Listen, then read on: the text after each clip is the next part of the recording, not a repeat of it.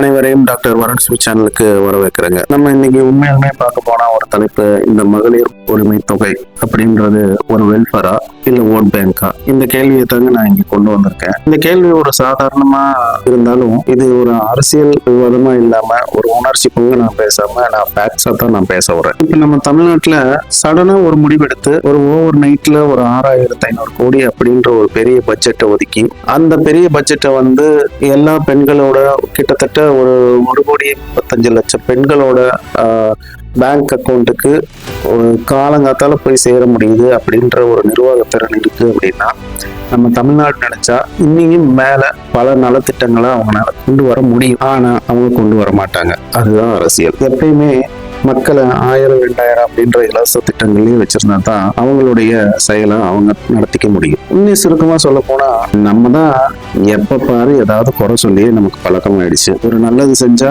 அதுக்கு 4 பேர் ஓகே அப்படின்னு சொன்னாங்கன்னா அதை 40 பேர் அதை கெட்டது அப்படின்னு சொல்றதுக்கு தான் இங்க சிச்சுவேஷன் இருக்கு. ஏன்னா நம்ம அந்த சினாரியோல தான் இப்ப வாழ்ந்துட்டு இருக்கிறோம். எல்லாத்துக்கும் தெரியும் நம்ம தமிழ்நாடு எவ்வளவு கடன் இருக்கு அப்படின்றத.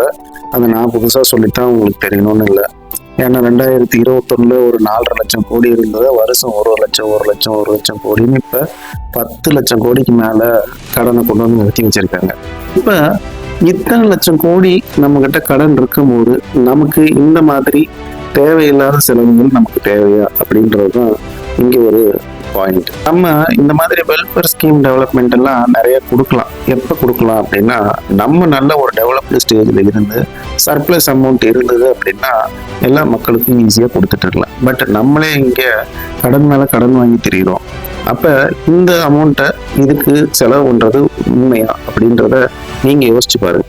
ஏன்னா நிறைய பேர் நான் இப்ப சொல்றத ஏதோ ஒரு சைட் பார்ட்டி அதை நல்லதான் நினைக்கலாம், இன்னொரு சைடு ஆப்போசிட் பார்ட்டி அதை கெட்டதாகவும் நினைக்கலாம்.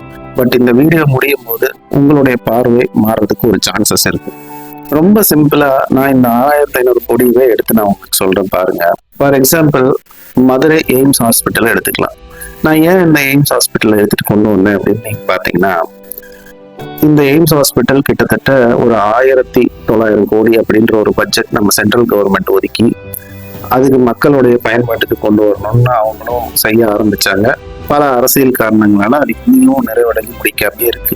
ஏன்னா நம்ம சென்ட்ரல் கவர்மெண்ட் ஃபண்டு கொடுக்கல, இல்ல சென்ட்ரல் கவர்மெண்ட் நம்ம நினைச்சதை நம்ம கேட்ட கோரிக்கைகளை அவங்க நிறைவேற்றல அப்படின்னு அவங்க மேலேயே பழி போட்டுட்டு இருந்தா தான் நம்ம இங்க காலத்தை கடத்த முடியும். இப்ப நான் உங்களுக்கு இங்க சொல்ல வர்றது, இந்த மாதிரி ஒரு எய்ம்ஸ் ஹாஸ்பிட்டல், ஒரு ஹைடெக் ஹை ஸ்பெஷாலிட்டி ஹாஸ்பிட்டல் இருக்கிற ட்ரீட்மெண்ட் நடத்துறதுக்கு அந்த ஹாஸ்பிட்டலை கட்டுறதுக்கு எவ்வளவு செலவாகும் அப்படின்னு பாத்தீங்கன்னா, ஒரு தோராயமா 1500 கோடி வித் ஒரு 1000 பெட்ஸ் நல்ல ஹை ஸ்பெஷாலிட்டி ட்ரீட்மெண்ட் இருக்கிறது.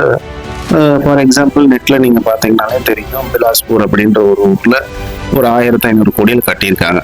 இது மாதிரி நம்ம தமிழ்நாட்டுல நினைச்சிருந்தா இந்த 1500 கோடியை 5 தான் நீங்க பிரிச்சு இன்னும் ஒரு 1000 கோடியை சேர்த்து ஒரு 5 நல்ல டெவலப்பிங் சிட்டிஸை நீங்க தேர்ந்தெடுத்துக்கலாம். ஃபார் எக்ஸாம்பிள் கோயம்புத்தூர், மதுரை, திருச்சி, சேலம், இந்த மாதிரி ஏதாவது ஒரு 5 நல்ல டெவலப்டு தேர்ந்தெடுத்து நல்ல 5 hi tech Tamil Nadu super hi tech speciality ஹாஸ்பிட்டலை நீங்க கொண்டு வந்திருந்தா மக்கள் காலத்துக்கும் அவங்களோட தலைவர்களை நினைச்சு பார்த்துருப்பாங்க. நீங்க எங்க எடுத்துக்கிட்டீங்கன்னாலும் ஒரு புவர் ஃபேமிலியா இருக்கிறவங்க, அவங்க குடும்பத்துல யாராவது ஒருத்தர் நோய்வாய்ப்பட்டாங்க அப்படின்னா, for example high treatment like cancer, heart attack, stroke, dialysis, இந்த மாதிரி கிட்னி ஃபெயிலியர், இந்த மாதிரி ஏதாவது ஒரு ட்ரீட்மெண்ட்டுக்கு அவங்க அந்த ட்ரீட்மெண்ட் கண்டர்ல போயிட்டாங்கனாலே அவங்க குடும்பம் சின்ன பின்னமான குடும்பமா மாறிடும். ஏன்னா காசு இருக்கிறவன் இங்க பிரைவேட் ஹாஸ்பிட்டல் போயிடுவான், காசு இல்லாதவன் கவர்மெண்ட் ஹாஸ்பிட்டல் தேடி தான் போகணும்.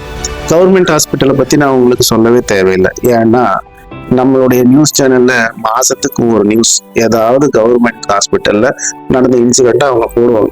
அதை பாக்குறத வச்சே நம்மளுடைய பீப்புள்ல பிரைவேட் ஹாஸ்பிட்டல்ல நம்மளுடைய சொத்து செலவனாலும் பரவாயில்ல, அங்க கொண்டு போய் நம்ம உயிரை காப்பாத்திக்கணும் அப்படின்னு தான் ஓடுறாங்க.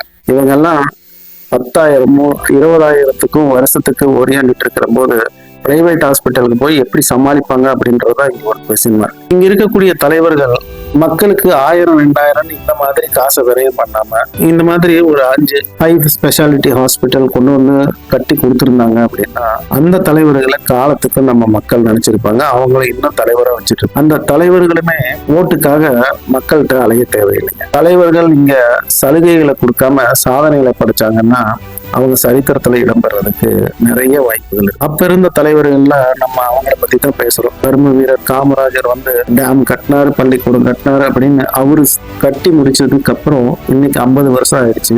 அன்னைக்கு கட்டினதான் நம்ம இன்னைக்கு பேசிட்டு இருக்கோம். பட் இப்ப இருக்கக்கூடிய தலைவர்கள்லாம் நீங்க பாத்தீங்கன்னா அவங்களுடைய குடும்பத்தை கட்டமைக்கிறதுக்கே அவங்களுக்கு நேரம் சரியா போயிடுது. அப்புறம் எங்க சாதனைகளை செய்ய போறாங்க? அதுதான் இங்க ஒரு பெரிய பாயிண்ட். அதனால மக்களுக்கு இந்த 1000 2000 அப்படின்றத கொடுத்து உதவுறதை விட இப்ப இருக்கக்கூடிய தலைவர்கள் இல்ல இங்க இருக்கக்கூடிய மக்கள் நீங்களாகட்டும் இதை சரியா சிந்திச்சு பாருங்க. இந்த 7500 கோடிக்கு இப்படி விரயமா செலவு பண்ணத இந்த மாதிரி ஒரு 4 ஹைடெக் ஸ்பெஷாலிட்டி ஹாஸ்பிட்டல் கட்டி கொடுத்திருந்தாங்கன்னா மக்கள் எவ்வளவோ பயனடைஞ்சிருப்பாங்க. பட் அதை இந்த நிர்வாகம் செய்ய தவறிச்சா அப்படின்றதுதான் எனக்கு ஒரு ரொம்ப வருத்தமான செய்திங்க. இன்னொன்னு, நான் பேசுறது நமக்காக இப்ப சலுகைகள்லாம் கொடுத்துட்டு போயிடுவாங்க 1000 2000 5000 அப்படின்றதெல்லாம். பட் இதை நீங்க பார்க்கும்போது எஜுகேஷன் ஆகட்டும் எல்லாமே வந்து நம்ம தலையில தான் விடுங்க. இந்த மாதிரி சலுகைகளை கொடுக்கும்போது 1000 ரூபாய் கொடுத்துட்டு அங்கிட்டு 10,000 ரூபாய் வந்து சார்ஜஸ் வந்து நமக்கு தான் வந்து வரிகளை விதி. இதை யாருமே வந்து புரிஞ்சுக்க மாட்டேங்கிறாங்க. தலைவர்கள் இன்னைக்கு 2000 கொடுத்தாங்களா ஹாப்பி அப்படின்றத வாங்கிட்டு போயிடுறாங்க. பட் அந்த 2000 நாளைக்கு 20,000 ரூபாய் நம்ம கிட்ட இருந்து பறிப்பாங்க அப்படின்றத யாருமே வந்து யோசிக்கிறது இல்லை. நான் இப்ப இங்க பேசுறதெல்லாம் எனக்காகவோ இல்லை என் ஜென்ரேஷன்ல இருக்கிறவங்களுக்காக பேச விரும்பல.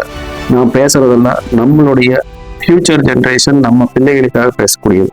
அவங்கெல்லாம் இந்த சமுதாயத்துல எப்படி இருக்க போறாங்க அப்படின்றதா எனக்கு ஒரு வருத்தமான பார்வையா இருக்கு. இப்ப நம்மளே ஒரு கன்க்ளூட் பண்ணலாம். இந்த 6500 கோடி அப்படின்றது வெல்ஃபேருக்காகவா இல்ல ஓட் பேங்க்குக்காகவா அப்படின்றத நீங்களே டிசைட் பண்ணிக்கோங்க. நான் என்ன பொறுத்த வரைக்கும் நான் பர்ஃபெக்ட்னு சொல்ல மாட்டேன். இது ஒரு பாலிசி சாய்ஸ் அப்படின்றத சொல்லணும். இந்த வீடியோவோட நோக்கம் வந்து ஒரு வெர்டிக்ட் கொடுப்பதா இல்லைங்க, ஒரு பெர்ஸ்பெக்டிவ் நான் வந்து கொடுக்கறது என்னுடைய நோக்கம். வெல்ஃபேர் அப்படின்ற ஒரு வார்த்தைக்கு பின்னால இருக்கிற காம்ப்ளெக்சிட்டியும் ஓட் பேங்க் என்ற வார்த்தைக்கு பின்னால இருக்கக்கூடிய ரியாலிட்டி, இந்த ரெண்டையும் புரிஞ்சுக்கிட்டீங்கனாலே எனக்கு போதும். நீங்க இது வரைக்கும் நான் சொன்ன விஷயத்த ஏதாவது ஒரு வியூல சிந்திக்க ஆரம்பிச்சிருந்தீங்கன்னா அதுவே இந்த டிஸ்கஷனோட சக்சஸ் அப்படின்றத நான் எடுத்துக்கிறேன். மீண்டும் அடுத்த சுவாரஸ்யமான தகவலோட உங்களை சந்திக்கிறேன். இப்படிக்கு உங்கள் வரும்.